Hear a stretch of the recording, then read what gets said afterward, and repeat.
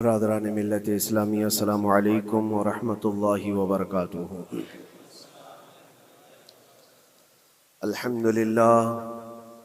अल्हम्दुलिल्लाहिल हन्नानिल mannan अल्लज़ी खलक़ल इंसान व अल्लमहुल बयान वस्सलातु वस्सलामु अला रसूलिही सय्यिदिल इंसी वल जान व अला आलिही व अस्हाबिही ज़विल खैरि वल इहसान अम्मा बअद फ़अऊज़ु बिल्लाहि मिनश शैतानिर रजीम बिस्मिल्लाहिर रहमानिर रहीम।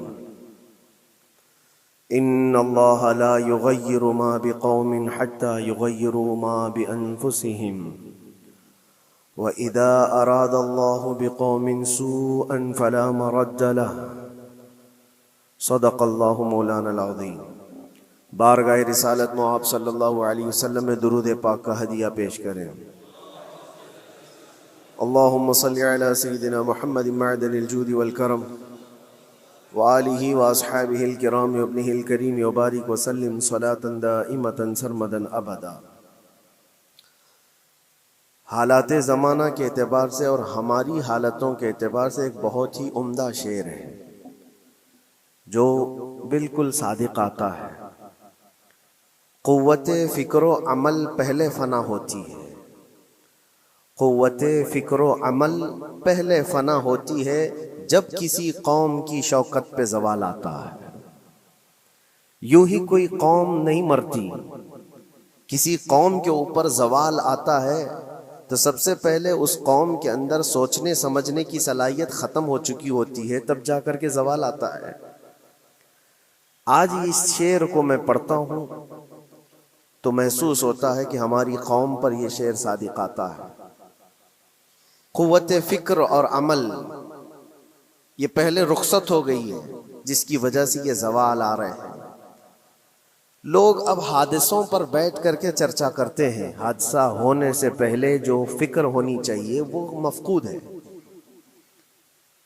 घर जलने के बाद फिर मीटिंग करने का मतलब क्या है? उससे सेफ्टी के लिए पहले से इंतजामात हों तो उसको लायक व फायक और दानिशमंदी समझा जाएगा। आज के वही हालात है मेरे अजीजों।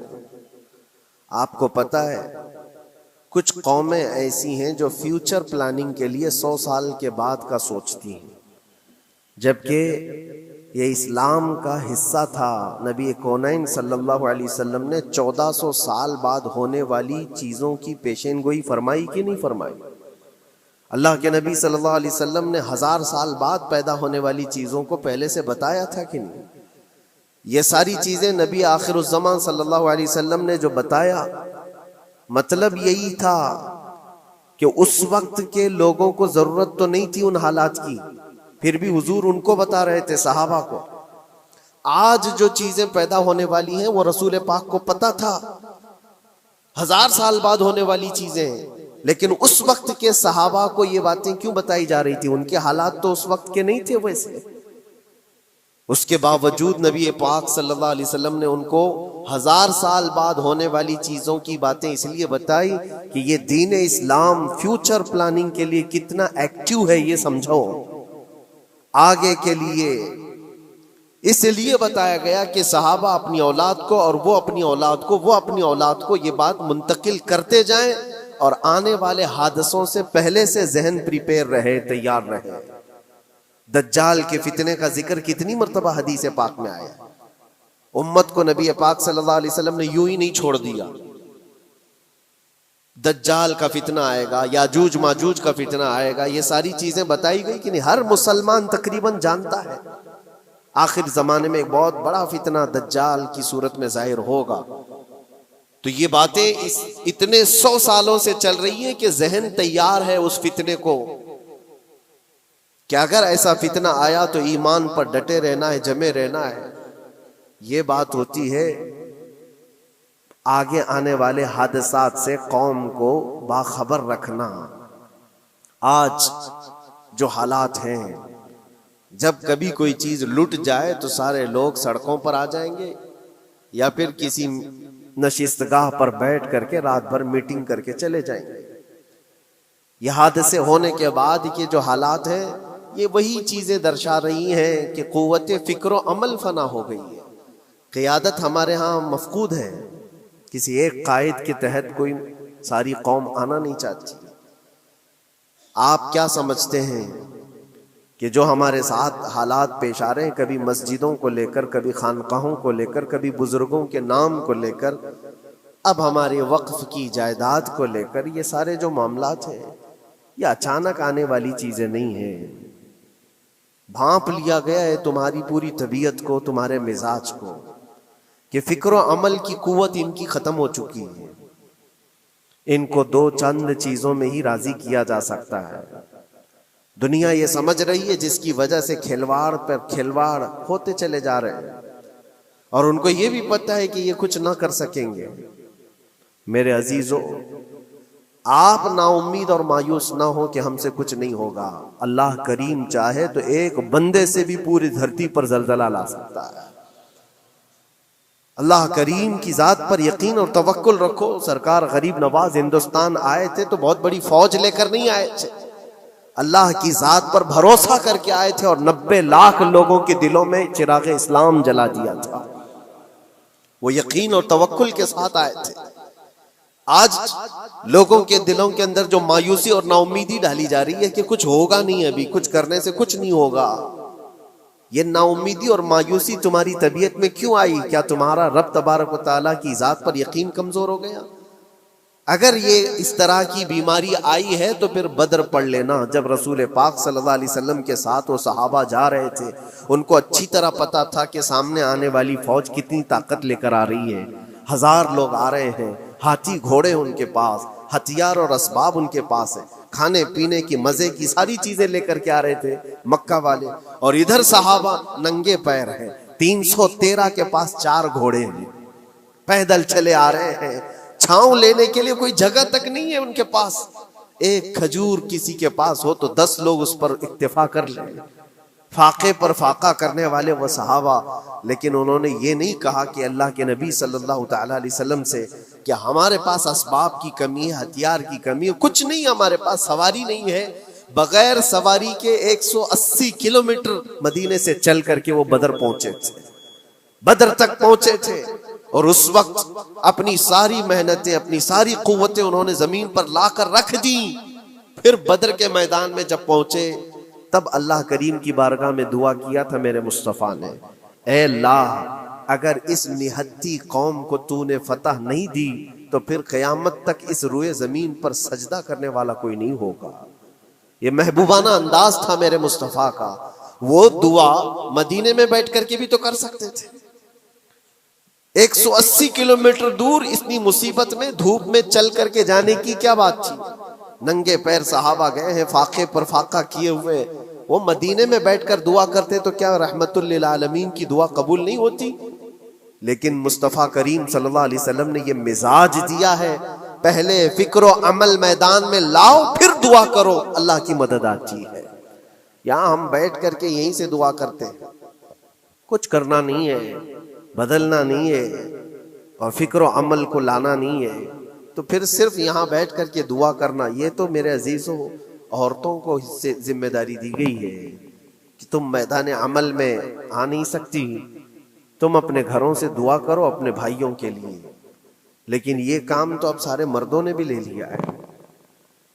बहरहाल कुव्वत फिक्र अमल पहले फना हो जाती है जब किसी कौम की शौकत पे ज़वाल आता है। आज ये जो सारे मामलात हम देख रहे हैं, इसकी एक ख़ास वजह मैं आपको बताना चाहता हूँ। आज से तकरीबन 8-9 साल पहले मेरा एक बयान भी रिकॉर्ड मौजूद है, काफ़ी दिनों तक वो चलता रहा। मेरी अपनी बात नहीं थी, सिराजुल उम्मा इमाम गजाली रहमतुल्लाह तआला अलैह उन्होंने लिखा था कि उम्मत पर अगर एक ऐसा वक्त आ जाए जब उनके सामने उनके नबी को गालियां दी जा रही हैं और उम्मत कुछ न करे, तो फिर वो इंतजार करे कि अनकरीब वो वक्त भी उनके ऊपर आने वाला है जब उनकी माओ, बेटियों और सब इज्जतों को बाजार में नीलाम किया जाएगा और ये कुछ नहीं कर सकेंगे। वो दिन आ जाएंगे। बेसिक वजह वहां से शुरू हुई कि लोग अपने ऐश और इशरत में कुछ कमी ना कर सके। बारगाह मुस्तफ़ा सल्लल्लाहु अलैहि वसल्लम की गुस्ताखियां खुलेआम होती रहीं और उस पर हम लोग जिस तरह के हालात देखते रहे। बहुत सारे लोग तो मुझको ये कहते थे, मुझसे ये कहते थे, क्या जरूरत है आपको बोलने की, हालात देख नहीं रहे आप? जालिमो, तुमको अगर कोई छोटी सी माँ की गाली दे दे तो तुम बिफर जाते हो और उसके ऊपर आसमान तोड़ने की बात करते हो। और हम अपने नबी पाक सल्लल्लाहु अलैहि वसल्लम से करोड़ों माओं से ज्यादा मोहब्बत करते हैं। उस रसूल पाक सल्लल्लाहु ताला अलैहि वसल्लम पर कोई भौंकता रहे और उसका जवाब न दो, तुम ये कहते हो मसलहत है, हालात ऐसे हैं ये। तो फिर अपना ये लिबास बदल देना चाहिए, अपना नाम बदल देना चाहिए। फिर इस दायरा इस्लाम में रह कर के मतलब क्या है? इसीलिए इकबाल ने 100 साल पहले एक मिजाज दिया था, ईमान है क्या चीज, इस्लाम है क्या चीज। तुम क्या समझते हो दाढ़ी टोपी और जुब्बे कुब्बे का नाम इस्लाम है? इस्लाम क्या है? इकबाल ने कहा था कि बारगाह मुस्तफ़ा सल्लल्लाहु ताला अलैहि वसल्लम के कदमों तक अपने आप को पहुंचा दो, यही दीन है, यही दीन है। गर्भ न रसीदी तमाम अबू लहबीस, और अगर तुम वहां तक नहीं पहुंच सके तो जिंदगी अबू लहब की तरह। दीन ये है, आबरूए मां जनाम मुस्तफास्त, हम सब की इज्जत और आबरू हुजूर के नाम से जुड़ी हुई है, उनके नाम से जुड़ी हुई है हमारी इज्जत और आबरू। और तुम उस नाम की हिफाजत नहीं कर सकोगे तो आगे ये सब चीजें आने वाली हैं जो आ रही हैं आज। ये बात याद रखना, शैतान कभी फजर की नमाज के लिए उठा नहीं सकता, और अगर उठा रहा है तो फिर उसका कोई मकसद है। शैतान और नमाज, आज सत्ता उनके पास है, ताकत उनके पास है, हुकूमत उनके पास है, डिपार्टमेंट उनके पास है, सब कुछ, जुडिशरी, हर चीज उनके पास हो, वो क्या कर रहे हैं उससे मुझे मतलब नहीं। मैं आपसे ये पूछना चाहता हूं, मुझे रहजनों से गरज नहीं, तेरी रहबरी का सवाल है। तुम खैर उम्मत हो, रसूल पाक की उम्मत में हो, तुम्हारी भूमिका जिसको कहा जाता है, तुम्हारी यहाँ पर जिंदगी के मामलात ये बहुत ज्यादा अहमियत के हामिल हैं। तुम कैसे बन सकते हो आज? इसीलिए कुरान पाक की आयत मैंने शुरू में तिलावत की। रब्बुल जलाल फरमाता है, इन्नल्लाह ला युगय्यिरु मा बिकौमिन हत्ता युगय्यिरु मा बिअनफुसिहिम, बेशक अल्लाह ताला उस वक्त तक किसी कौम की हालत नहीं बदलता जब तक वो कौम खुद अपनी हालत बदलने की कोशिश नहीं करती। जब तक अपनी हालत बदलना नहीं चाहते उस वक्त तक अल्लाह तबारक व तआला नहीं बदलेगा। व इज़ा अरादल्लाहु बिकौमिन सूअन फला मरद्द ला, और अल्लाह ताला का ये जलाल भरा इरशाद तो सुनो, ये 13वें पारे की सूरह राअद की आयत है। अल्लाह करीम फरमाता है, और जब अल्लाह किसी कौम के साथ सख्ती का मामला करना चाहे, पकड़ करना चाहे, तो फिर कोई ताकत उसको टाल नहीं सकेगी। रब तबारक व तआला जब किसी कौम पर अजाब लाना चाहे तो कोई उसको टाल नहीं सकेगा। तो बदलो। इसीलिए अक्सर ये कहा जाता, मैं तो अपनी तकरीरों में जो चंद मुझे चीजें याद रहती हैं वो अर्ज किए देता हूँ, बाकी मुझे शेर व शायरी ज्यादा याद नहीं रहती, लेकिन जो दिल पे लगती हैं बातें वो जहन में महफूज हो जाती हैं। किसी शायर ने कहा था, जगह जगह के थक चुके हैं तुम्हें ये हंगामे, नशाते लज्जते ख्वाबे गिरां बदल डालो। क्या मतलब है? रोज एक एक हंगामा होता है, तुमको जगा रहा है, उठ जा ए मुसलमान, उठ जा। नशाते लज्जते ख्वाबे गिरां बदल डालो, लंबी नींद सोने की जो आदत पड़ी हुई है इस मजे को बदल डालो। गलत रवि से मनाजिल का बौद बढ़ता है, मुसाफिरों रविशे कारवां बदल डालो। शायर ने कहा है, इधर उधर की लय में चलते रहोगे तो मंजिल लंबी हो जाएगी। जिस रास्ते पर तुम्हें चलना है, अगर बार बार इधर उधर मुड़ते रहोगे, गलत रवि इसको कहते हैं, गलत चलने से मनाजिल का बोध बढ़ता है, मंजिल लंबी हो जाती है, जहां पहुंचना था वहां पहुंच ही नहीं पाओगे। इसीलिए शायर कहता है, मुसाफिरों रविशे कारवां बदल डालो, काफिले के चलने का जो तरीका है इसको बदल लो तुम। ये पूरी की पूरी बात हम पर फिट होती है। चलने का अंदाज बदल डालो है नौजवान। जहां किसी के घर में आग लगी वो धुआं उठ रहा हो, और अगर कोई नौजवान अंदर बैठ करके ये कहता हो कि ये सावन का मौसम है या फिर ये अबरे रहमत है, तो उसकी सोच पर हम क्या कहें। जहां आज पूरी कौम कसम पुरसी के आलम में हो, उम्मत मोहम्मदिया के ये हालात आज देख रहे हैं, रोजाना देख रहे हैं। तुम शेयर तो करते हो, हर जगह शेयर करते हो, और सारे रील्स पर तुम जो देखते हो हंगामे रोज, सिर्फ हिंदुस्तान के नहीं पूरी दुनिया भर के फिलिस्तीन के मजलूम बच्चों की लाशें देखते हो और शेयर करके आगे बढ़ जाते हो। उनकी चीखें, उनके दाग के मलबे, उनका ढेर, उनके तबाह बर्बाद घर, एक एक कब्र में 80 लोगों की लाशें, ये सब क्या तुम नहीं देखते? शेयर करके आगे बढ़ जाते हो। यही तो हंगामे हैं जो तुम्हें दगा रहे हैं। जगह जगह के थक चुके हैं तुम्हें ये हंगामे खुद ही थक गए। ये उठता नहीं है, उठता नहीं है। एक दौर वो था 100 साल पहले का, जब यहां पर मौजूद अंग्रेज इस कौम को देखकर ये कहने पर मजबूर हो गया था, ये फाका कश मौत से डरता नहीं, जरा भूखों पर भूखा रहता है लेकिन मौत से डरता नहीं। रूह मोहम्मदी इसके बदन से निकाल दो, और रूह मोहम्मदी इनके बदन में थी। अंग्रेज थरथराते थे। इस कौम का कोई जवाब ही नहीं है। सबसे ज्यादा अगर किसी चीज से डराया जा सकता है तो मौत से, और ये कौम ऐसी है कफन तो अपने कंधे पर लेकर घूमती है, जहां मौत आ जाए सो जाए। ये फाका कश मौत से डरता नहीं जरा। रूह मोहम्मदी इसके बदन से निकाल दो। ये किसकी बात थी? अंग्रेजों की बात थी। और आज हालात बदल गए। सारा का सारा जमाना तुम पर आज भूखे भेड़िया की तरह झपट पड़ा हुआ है। और इन हालात में मैं आपसे सवाल करता हूं, एक तरफ तेज आंधियां चल रही, एक तरफ घर के अंदर आग लगी हुई, एक तरफ भूख और प्यास की शिद्दत सता रही हो, एक तरफ तुम्हारे भाई बहनों की बीमारियां सता रही हो। जब इतने सारे मामलात हो तो ऐ नौजवानों बताओ तुम क्या करोगे उस वक्त? रात भर बैठकर गेम खेलोगे? क्या ये गेम खेलने का वक्त है? उस नौजवान पर क्या ये अफसोस नहीं होता कि उसके पूरी उम्मत के हालात ऐसे हैं कि बच्चों की चीखें निकल रही हैं और इसको पबजी से फुर्सत नहीं है, रील बनाने से फुर्सत नहीं है, ये मुजरे करता हुआ घूम रहा है। मस्जिदें वीरान क्यों है, खाली क्यों है?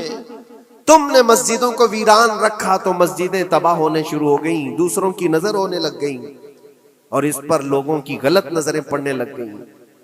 आ जाओ ऐ मुसलमानों, मेरे मुस्तफ़ा करीम सल्लल्लाहु तआला अलैहि वसल्लम की हिदायत पर एक बात चैलेंज के साथ कहता हूं।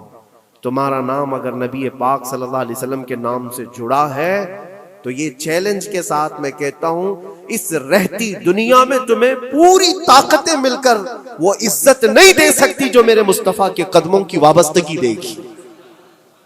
कोई तुम्हें इज्जत नहीं दे सकता। तुम्हें वहीं आना पड़ेगा, उसी पॉइंट पर आना पड़ेगा जहां पहुंच करके खालिद बिन वलीद ने इज्जत पाई थी। उसी नुक्ते पर आकर जमा हो जाओ जहां उमर पहुंचे थे तो फारूक आजम बन गए थे। उसी नुक्ते पर आ जाओ जहां अली पहुंचे थे तो हैदर कर्रार बने थे। हर एक को इज्जत उसी बारगाह से मिली है। और जो कुछ भी मामलात हो रहे हैं उसकी एक वजह यही है, नामूसे रिसालत पर तुमने हल्केपन का इजहार किया तो फिर हमारे सारे मसले दांव पे लग जाएंगे। सारे मसले, ये तो वक्फ है, अभी देखो आगे कल तुम्हारी अजानें निशाने पर हैं, तुम्हारी जमात की नमाजें निशाने पर हैं, तुम्हारी मस्जिदें भी निशाने पर हैं कि तुम अपने घरों पर भी जुमा पढ़ सकते हो, छतों पर भी नमाजें पढ़ सकते हो। ये सब मामला आएंगे। बुर्का, हिजाब, टोपी, दाढ़ी वैसे ही चल चुके हैं मसले।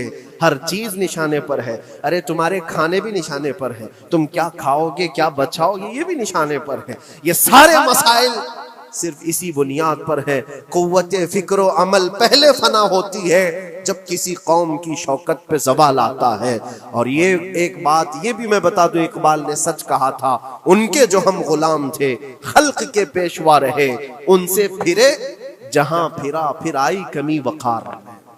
जो कुछ भी हुआ है हमारी इज्जत और वकार में कमी का मसला उनसे फिर जाने की वजह से, नबी पाक से तुम दूर हुए, ये इज्जतों और वकारों में कमी है।